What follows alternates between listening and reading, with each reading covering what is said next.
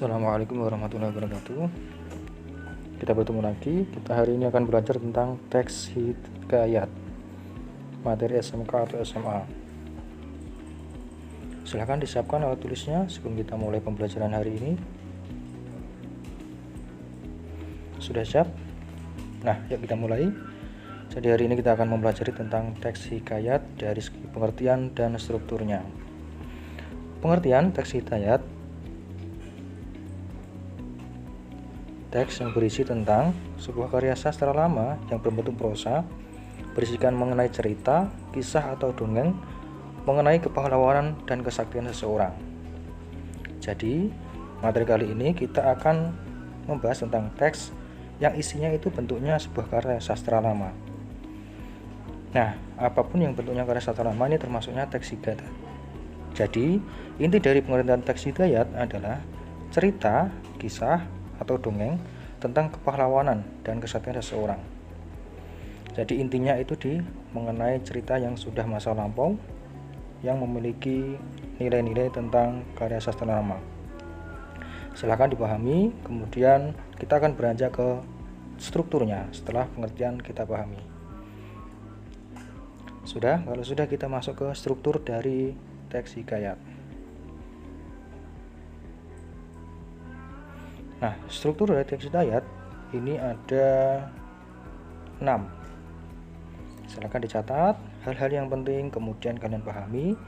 Setelah pengertian, kemudian kita akan masuk di struktur. Yang pertama ada abstraksi, kemudian orientasi, komplikasi, evaluasi, resolusi, dan koda. Kita akan satu persatu pahami apa itu dari strukturnya teks hikayat ini. Silakan dicatat hal-hal pentingnya. Pertama, ada abstraksi. Apa itu abstraksi? Abstraksi berisi tentang gambaran awal cerita. Jadi, bisa diartikan pembukaannya, pengenalan cerita tentang penjelasan di awal. Setelah abstraksi, kita akan masuk di orientasi. Apa itu orientasi? Yaitu bagian teks yang berkaitan tentang waktu, suasana, ataupun tempat. Jadi, setelah pembuka, kemudian kita akan masuk mulai pengenalan waktunya, suasananya, dan tempatnya. Ini masuk di orientasi. Kemudian struktur yang ketiga ada komplikasi, yaitu berisi tentang urutan kejadian-kejadian yang dihubungkan secara sebab akibat. Jadi setelah ada pengenalan waktu, tempat, kemudian kita sudah masuk kejadian sebab akibat. Yang berikutnya ada struktur evaluasi, konflik yang terjadi di mana mengarah pada klimaks mulai mendapatkan penyelesaian.